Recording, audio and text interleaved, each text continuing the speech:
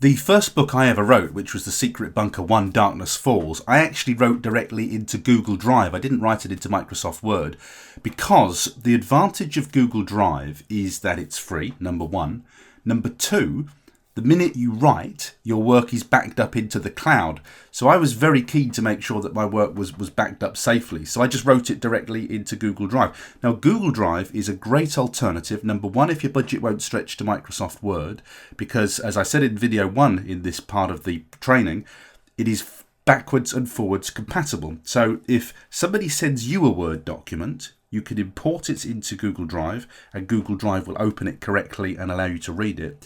Similarly, you can create documents in Google Drive and you can save them with the doc extension, the Microsoft Word extension. So you could write something in Google Drive, then send it to your proofreader or editor and they would be able to read it. So you don't actually have to own Microsoft Word to use Google Drive. Google Drive is free, and if you've already got a Gmail account or you use any kind of Google service, the chances are that you've got Google Drive. Now, I'm a very heavy user of Google Drive, as you'll see when we cross over to look at my account right now. This is my Google Drive account, and I've been using Google Drive for very, very many years. It must be since about the year 2005 if it was invented then, but I was a very early adopter with Google Drive. And the reason I love Google Drive is that it's very, very good for storing documents. So I keep Excel spreadsheets on here, I keep doc files on here, and I keep PowerPoints on here. Basically everything that you can create within Microsoft Word, you can store on Google Drive. It's free. It is limited storage, but you're going to have to try pretty hard to fill it up. I've actually got extensive storage. I can't remember what I bought, but I've got extended storage here. But even with the basic storage that Google gives you, you're going to have to try pretty hard to fill it up unless you're putting photographs on it. So I wrote my first book in Google Drive, directly into Google Drive.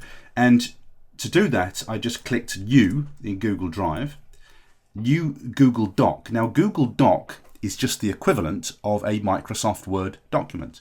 So you can just title it. So I'll just call this My Book in here. And you could just type directly into this, blah, blah, blah, blah, blah. And everything that you do here is saved into Drive instantly. So with a Word document, it would normally be saved to your hard drive, your computer drive, and if your computer crashed, you'd lose it.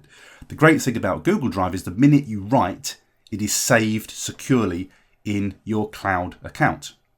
Now, the great thing about Google Drive, this is why I like it, is you can save as different file types. So you could write a whole book in Google Drive, you could download it as a Microsoft Word doc, a docx, which is the latest version, but you could also save as PDF, as text files. You can actually, and this is probably a little known fact about Google Drive, you can actually save it as an EPUB file. And an EPUB file is actually the sort of file type that you will need if you're listing on Draft the Digital, if you're listing on Kobo, if you're listing on Barnes & Noble, it uses EPUB files. So you can actually create an EPUB file directly from Google Drive for free. The other thing I love about Google Drive is you can see every revision that you've ever made. It stores all of your revision history.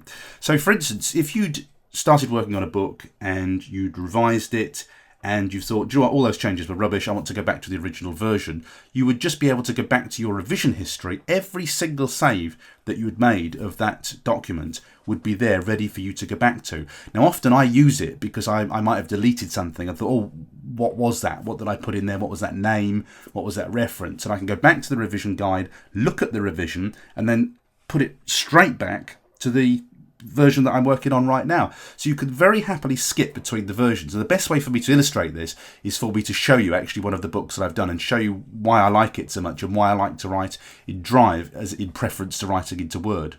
And if we go into The Secret Bunker, The Secret Bunker Part 1, as you'll see here, when I write my books, I tend to write in 5,000 word batches. So this was a 50,000 word book. So you'll see all the 10 parts here of my book. And as I wrote each 5,000 word section, I would share that with my wife, who would go through it and make immediate changes. So she would spot spelling mistakes, errors, continuity errors. It was just a basic first read. And I just wrote this directly into Google Drive. as you can see just here. I just wrote directly into it, and you'll see that I didn't do any formatting. When I was writing originally, I just used to leave a gap between each line to make it easy to read and then easy to format. Now I've since learned some tricks about this, and I wouldn't actually do it that way anymore. But if you just watch the principles of this for now, you'll see how it works and how it can be a useful tool. Now, the first thing to do is to go into the file and the revision history. Let me show you how the revisions work. And you'll see here, this is a very old book because I started writing it in April 2014. But you'll see that all the revisions are here. So often I've made changes as I've gone along, but it must have, what, about 15, 20 revisions in there. And I can go through those revisions and take a look at whatever the version was there. You can see I've been crossing things out and changing things. And if I want to, I could restore a particular revision. Or I could just have a look and see what the changes were. That's got quite a lot of changes on that one. So I've obviously been going through that one with a fine tooth comb. Any revision, any individual revision, we could restore. Or we could just flick through the revisions, maybe for a bit of information, something that we missed. And we could just go back to the latest version of the book. So I don't want to see any of the revisions on there at all. I would just go back and go back to the version that I'm working on. The other thing that I love about Google Drive is the ability to share it with people. And the great thing about sharing on Google Drive is that when I send it to my wife and she makes changes, I can see the changes that she's made.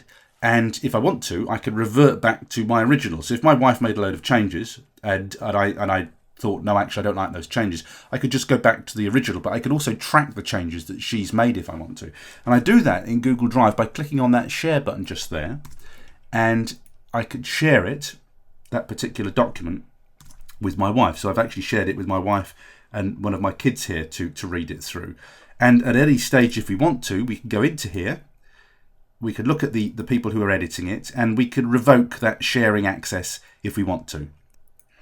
So when I wrote my first books, and this was prior to discovering Scrivener, I hasten to add, my books were written directly into Google Drive. They were shared with my wife, who then did the first simple edit, if you want. She went through it looking for the spelling mistakes, the continuity errors, the problems, the messing the names up, all of those basic things that she could do for me. And then what I did, once I'd gone through it with a fine tooth comb and I was happy that it was ready to go to my editor, I then went up to the file area and I saved that as a doc file. So if I save that as a doc file there, you'll see that even though it was written in Google Drive, when I open that file now, it's going to open up as a Microsoft Word document. And you'll see that it completely mirrors a Microsoft Word document. There is no issue switching and changing between Drive and Word for writing. It's just a perfect mirror image of that document that I created. And then if you go back to the main Drive area, if you wanted to import the new version of that Word document that your proofreader sent you, you would just go New, File Upload. Let's go to wherever I downloaded that, which is my download. So we could just then import that document back into Drive, where we can read it and we can edit it again. There it is just there. I haven't made any changes, so there's nothing really to look at, but it just is what we call backwards and forwards compatible. You could export as a Word doc, you could import as a Word doc too. The other great thing that it's worth just clocking with this software, it is also used as a very simple dictation software, which I'll show you right now. If I just erase the text that I put in that demonstration document, go up to the Tools and click on Voice Typing, we can now use this software for dictation. And you can see that while I'm speaking, that Google Drive is typing everything that I'm writing here and putting it on the screen so that you can read it. Stop. Full stop. I forgot the commands there. Full stop, new line. So it does have its series of very simple commands. It's probably not as clever as something like drag and dictation, which I will show you later on in these videos, but you'll see that it's pretty good for dictation. And again, if you're looking at drag and dictation and your budget can't stretch to it, this is a pretty good alternative for dictation. I found it to be very effective and very accurate. As you can see, on the screen before you. So Google Drive is free. It's very good as a tool. I would actually recommend it over Word. So if you're writing your books, write into Google Drive, export into Word, format in Word when you have to do all the formatting things that you can't do in Google Drive. Maybe even use it for dictation. I'm speaking really fast here without any gaps, and it's picking up most of what I'm talking about. I'm making no attempt whatsoever to make sure that this is dictating accurately. And you can see on the screen that it is actually doing a pretty good job of that. So you can use it for dictation as well.